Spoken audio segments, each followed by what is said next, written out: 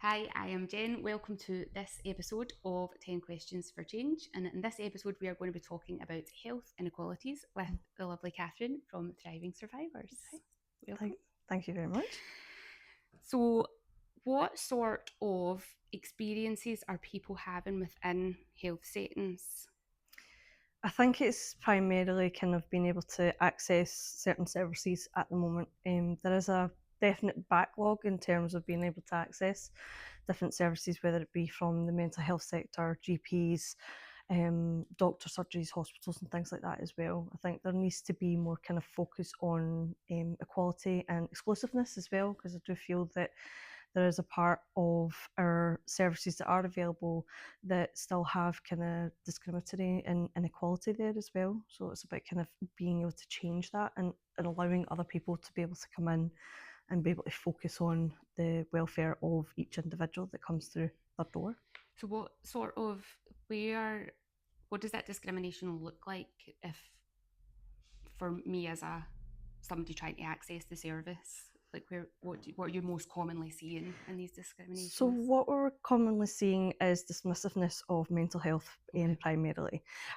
For some individuals at the moment, they're finding that their situations aren't being taken seriously enough, or if they are reaching out for help and support, say for example, if they've had any suicidal ideation or suicidal thoughts, they're often being left to wait several hours in A&E before then being transferred over to like of hospitals like Levendale and things like that. But then they're not being properly supported in those environments as well. So what we're finding at the moment is that the majority of patients are then being turned away, which is then detrimentally impacting them as well, which is then stopping them from being able to reach that support that they're desperately needing. I think there are definitely areas where GPs are very enthusiastic in terms of being able to kind of want to provide that care for their patients. But if the patients are then being sent over to hospitals and things like that as well, and that care is not being reciprocated on the other end, that can then be quite traumatic for the client as well. And it can feel like potluck sometimes, Very much so. Mm-hmm. from start to finish on it. Like you might just happen to come in one day and everybody's there for you, or the next day you go along and the experience is totally different, and there just needs to be better consistencies across. Definitely, and I think it's trying to get that consistency right across the board that's quite difficult, because a lot of these services are very much stretched to their limits at the moment as well, and that's what we're finding. Our funding as well has been cut in certain areas, especially with regards to mental health, and that in itself is putting quite a lot of pressure on third party organisations like our own organisation at Thriving Survivors. It's putting like quite a lot of strain on us to be able to support these individuals. And I suppose in a sense as well, not every individual has the means or funding to be able to reach out to, say, private counselling, for example, where the majority would get the help and support that maybe they're looking for. Especially with regards to kind of the NHS, it's very much CBT in terms of support, but not every client needs CBT. If anything, there's that sense of needing more kind of empathy, maybe with a person-centred approach, maybe a long-term approach as well, depending on if there's trauma and things like that involved as well. Yeah. And I think from my personal experience, the NHS still very operates of there's the mental health services over there and there are the other health services over there, and they're not linking the two. And when people are having mental health issues, if they already have underlying health concerns, Mm-hmm. that can flare them up, but it won't get dealt with by one person saying how your mental health is affecting your physical health or how your physical health is affecting the mental health. It's seen by two completely separate Mm-hmm. people, which is frustrating. Yeah. And I can speak from personal experience from that. But so, how then do you, as an organisation, like, Try and bridge that gap. how do you fill that gap? I think it's quite a difficult one, because with regards to kind of funding and things like that as well, what we would like to see is being able to kind of maybe do like walking groups, get people kind of involved in maybe kind of physical health as well as their mental health as well. And I think it's very much difficult when you're trying to kind of combine both of them. And it's, as you said as well, with your own experience, it's very much being seen by two different people. However, if we're able to kind of bring both elements together, that would be more beneficial for the client or the patient, because then we would see that they would be more inclined to maybe kind of engage with the services, for example, or they would get more support in terms of with the community around about them as well, you know, the people that they're involved in within the organisations themselves, if they've got the kind of physical health side as well as the emotional and mental health side as well. But it's trying to kind of find that balance of trying to get both services together as one. Yeah. What do you think? What would you like to see if you could wave a magic wand? How would you like to see it unfold? I think for me personally, it would be very much kind of having elements of likes of walking groups, art classes, very much kind of more focused on both mental health and physical health. Being able to have a person centered approach that is allowing the client to be able to feel heard and seen, but not feeling judged, having the empathy there as well. There is obviously, with regards to person centered, there are the core elements or core rules in terms of when we deal with clients, but it allows like a more natural flow for them as well, in terms of allowing them just to be able to process what they need to in that moment rather than feeling as though they have to have it crammed in 6 weeks. As a therapist, it's quite difficult, especially with short-term endings, especially say for example 6 to 8 weeks, because you're only just starting to open up that door and then you're having to close it again. Whereas if you have open-ended sessions or maybe an extension on sessions, say anything from 20 to 30 weeks of counselling therapy, you're able to really kind of build that rapport with that client, build that relationship, and being able to kind of allow the client to take their time with what they're kind of wanting to process. The last thing we want to do is being able to, you know, pull all these pieces out of that box that maybe they've had in for so long and then leave them more traumatized. So with a person-centered approach, with it being more gentle, you're allowing the client to be able to feel that they can gradually kind of pull things out of that box rather than pulling it all the way out. But definitely kind of in terms of kind of walking therapy, art therapy, definitely likes of being around in the communities and things like that as well, having a community of people that have got lived experience that each of them can rely on, I suppose, in terms of, you know, has there been one thing that's worked for you? Well, maybe this might work for yourself, or, you know, kind of having ideas. I think it's important for clients to be able to hear each other and be able to kind of share their experiences, but also kind of share tips and hints with each other as well. Yeah, I think there's so much power in that peer to peer support Mm-hmm. because you can only learn so much from a book. Mm-hmm. And if you've not actually been through that experience, you're just like, well, this is what the book says, this is what the research says. Yeah. And so much of, and unfortunately, so much of policy from the government, from the health service relies on backed up research. Mm-hmm. But like you said with the CBT, it doesn't work for everybody and it's not the right tool for everybody. So there's just one tool in the toolkit for a whole variety of problems. Yeah, and especially from the therapeutic perspective as well. And what I've seen, especially in my own expertise, in my own practice, is that the majority of people that CBT really works for is the people that have already done a lot of the work previously before. They're at that point where they want to be able to kind of look at the behaviours, change them, you know, kind of look at maybe their negative thoughts, being able to challenge them. They're in a space where they're able to do that.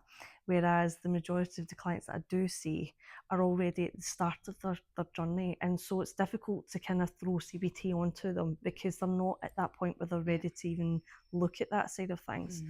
Which is where I find, even though I'm an integrative counsellor, I find that I lean more towards a person-centred approach.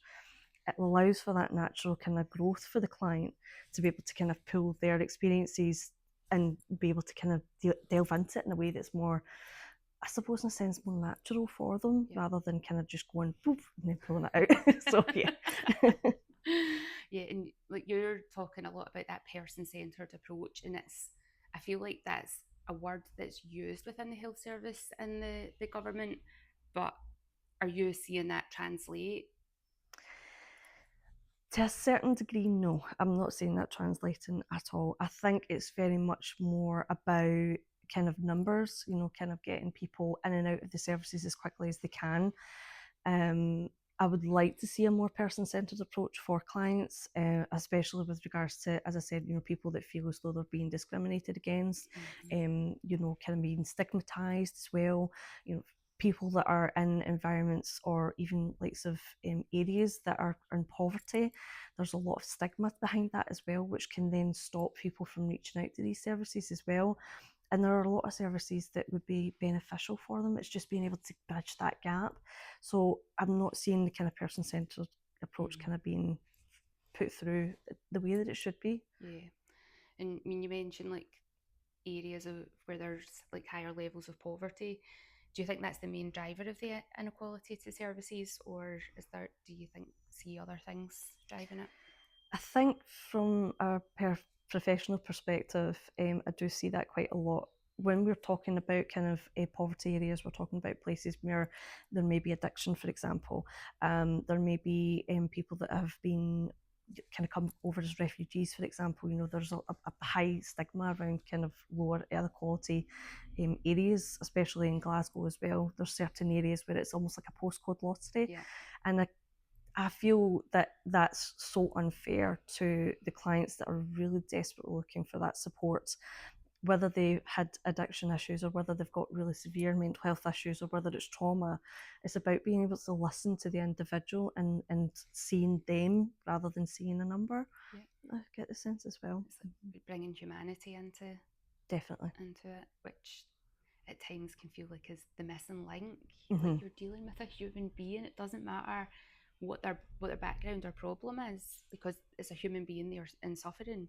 Mm-hmm. So can we bring it forward?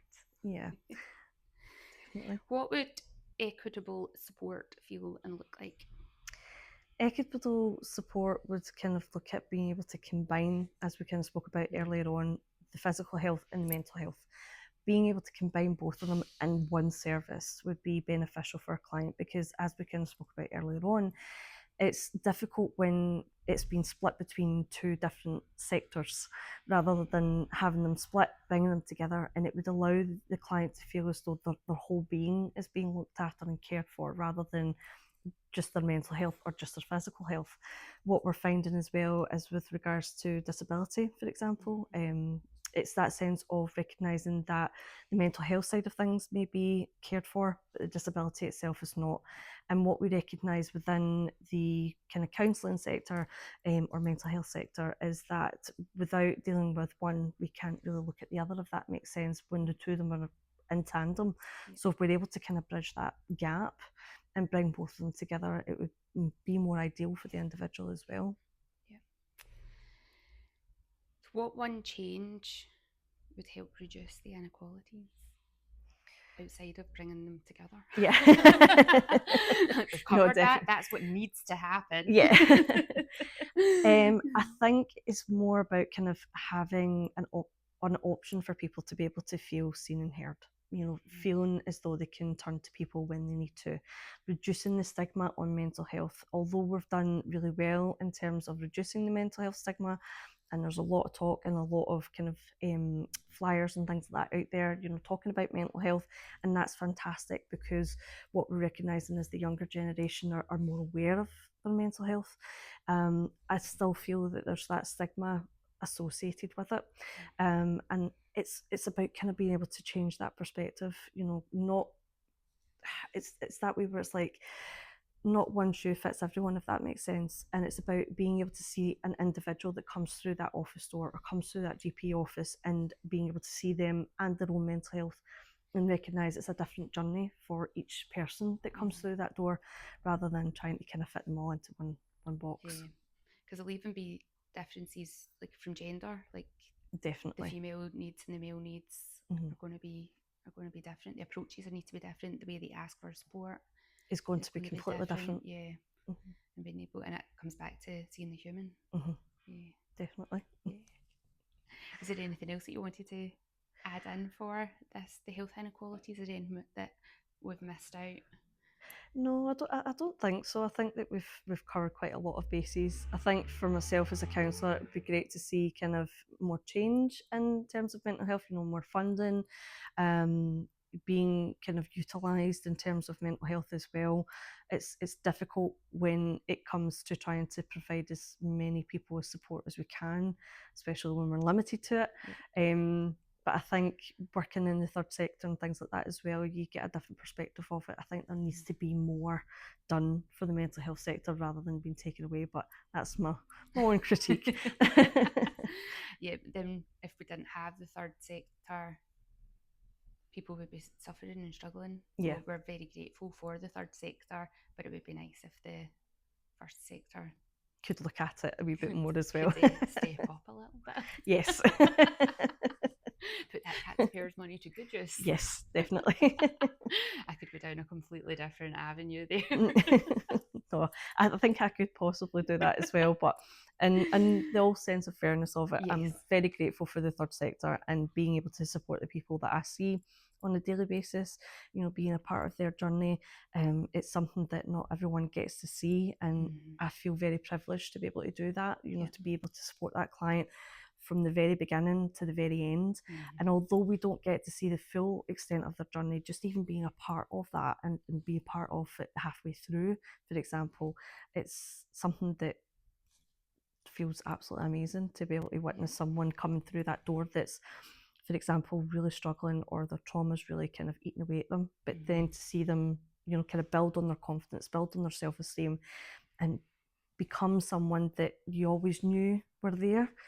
But it's just seeing that's just that develop and grow. Nothing else beats it. Yeah, and I think that's a benefit of the third sector as well. The fact that you can almost niche, so that people with similar issues can come together and support each other on that journey. Whereas when you've got the global system, it's much less. You can't niche down within that and have just this community of people here and that community of people there and there. And then when you nurture them all, then they can then start to integrate even further into society. Yeah, definitely. Yeah. Thank you so much, Kat.